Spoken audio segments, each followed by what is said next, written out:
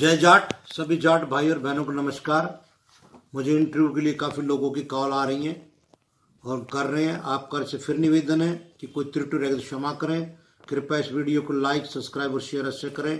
आज हम आपके सामने साहू जाट गोत्र की हिस्ट्री लेकर आए हैं। ये मुख्यतः केवल राजस्थान में ही पाया जाता है, जैसे श्री गंगानगर, हनुमानगढ़, जोधपुर, नागौर का ये प्रमुख गोत्र है। बाकी इसके कुछ बहुत थोड़े लोग हरियाणा और पंजाब में भी हैं, और ऐसा पता लगा अफगानिस्तान और पाकिस्तान में भी इस गोत्र के लोग मिलते हैं, लेकिन वहाँ मुसलमान जाट जैसे समय की परिस्थिति के हिसाब से साहू को अलग अलग स्थानों पर साहू, सू, सो, सोहे, सुहा, सुहाल, सोहर, साहू बोला जाता है। अगर हम राजस्थान के साहू गोत्र की जाटों की मौजूदगी देखें, इससे पता चलता है कि हनुमानगढ़ के नौहर तहसील में एक साथ इस गोत्र के 85 गांव पाए जाते हैं। अगर इतिहास देखें तो 12वीं सदी में इनका अपना एक छोटा सा स्वतंत्र राज्य होता था। इस राज्य की राजधानी धानीसिया थी। जानकारी के अनुसार यह पता यहाँ पानी प्रचुर मात्रा में मिलता था। कुछ इतिहासकारों के पन्ने पता चलता है इसके पास 52 कुएं थे, जिसके आसपास ये गांव आकर आबाद हुए थे। जब हमने साहू गोत्र के इतिहास की रियासत के बारे में खोजबीन शुरू की तो पता चला साहू गोत्र प्रभावशाली श्री कर्ण था। शासक श्री कर्ण था इनका जो है। इस वंश के अमरसी हुए और आमतौर पर वह अमरा कहा जाता रहा। जब हम हेमचंद का पोता था, अमरा बादशाह अकबर के समकालीन माना जाता है।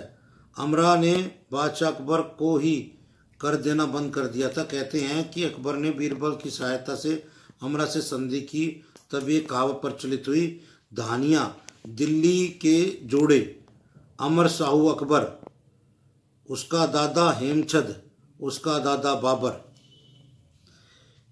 अगर साहू गोत्र की जाटों की सेना में बात करें तो पता चलता है कि इनकी सेना छोटी सी थी, उसमें केवल 80 घुड़सवार होते थे। साहू गोत्र का एक प्रमुख गढ़ धानसिया, दुर्जाना, चूरू माना जाता था। चूरू में आज भी इनके किले और खंडर पाए जाते हैं।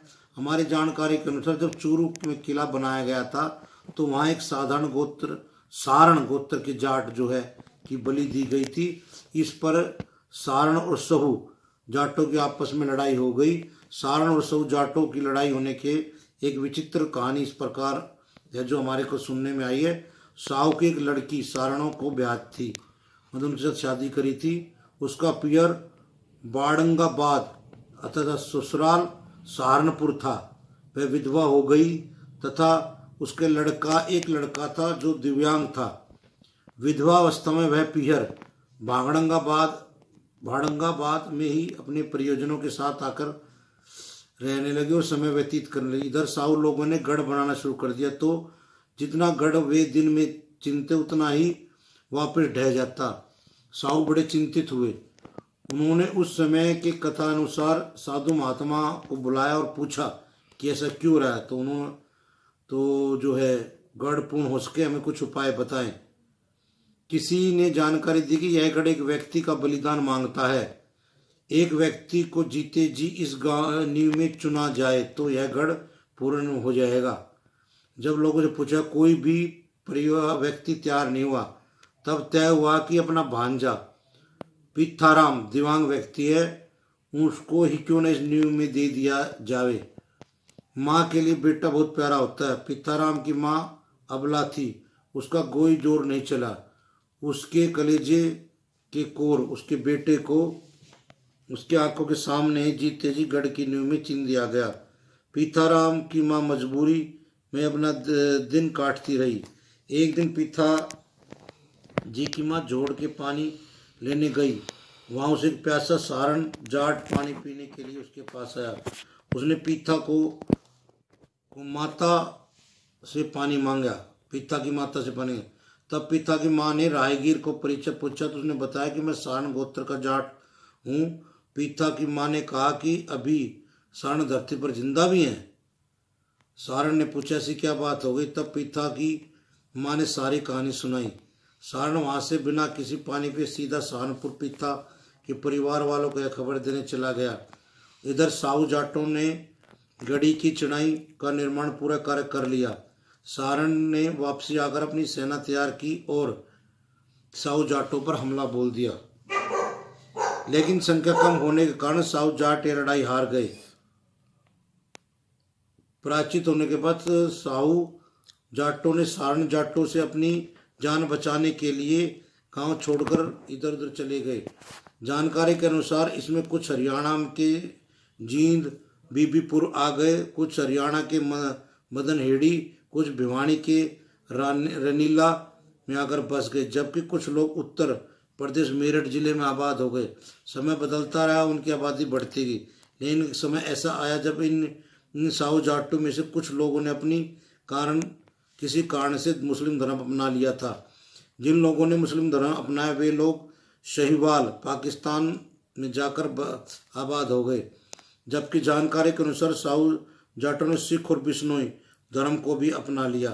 कुछ लोगों ने दूसरा धर्म अपनाया तो कुछ गोत्र वहीं रखे, कुछ लोगों ने अपना गोत्र भी बदल लिया, ताकि धर्म के साथ साथ गोत्र ही बदला गया। आज लेकिन हम साहू को हम अपना जाट ही मानते हैं। अब हम भाइयों चलते हैं साहू गांव की हिस्ट्री। जो गांव है हमारे राजस्थान में, मुख्यतः झुंझुनू में अर्दिका, उज्जलवास, टपारिया, संगारिया, पैक्का, सहारा, रामगढ़ उज्जलवास, रतनगढ़, मुन्नावाला, हनुमानगढ़, मजूरा, मलई नहर, जकोरिया, कमिन, कानू, दीनगढ़, चैया, दलबतपुर, सिंहपुर, गणेशगढ़, नागौर में दिभा, श्यामसर, बाड़मेर, बतिया, सरनू, जालौर में साहू की धाणी, बीकानेर में नागकुसर, सूरत सांगरपुरा, चूरू में छप्पड़चूरा, दबरीबाड़ी, धाणीमाणा, ढोलिया, लच्छड़सर, रायपुर चूरू, बिमसर, सवा, जयपुर में जंग, झुंझुनू में पातुसर, सोठवाद, मौजपुर, अलवर में, भिवानी में रनीला, हिसार में मुकलन, जींद में बीबीपुर, जिंदपुर पौली, सिरसा में भागपुर बेरी, भंगरोनी, खेरी कुसम, मुन्नावाड़े, पंजाब में बरिका, बागसर, करमागा, मध्य प्रदेश में साऊखेड़ी, देवास में ननंदपुर, पाकिस्तान में इनका जो भाइयों काफ़ी गांव बताए गए हैं। आबादी तो आ गई है लेकिन गांव नहीं है, इसलिए हम इस बार को दोबारा लेंगे। और जो हमारे प्रसिद्ध व्यक्ति हुए हैं, हंसराज आर्य ये MLA थे, जय सिंह साहू RS राजस्थान से हैं, doctor Ram Pratap cabinet minister थे राजस्थान में, चौधरी रुद्राराम साहू ये जो है समाज सेवी हैं, जगदीश M साहू ये भी जो हैं समाज सेवी हैं, Gopal Ram Sahu lecturer technical education में है ये, Amar Singh executive director,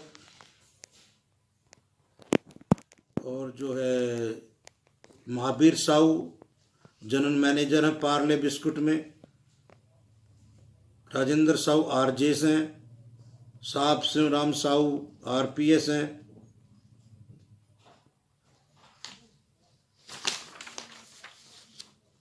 खेतीराम Sahu RAS हैं, जय सिंह साहू RS हैं,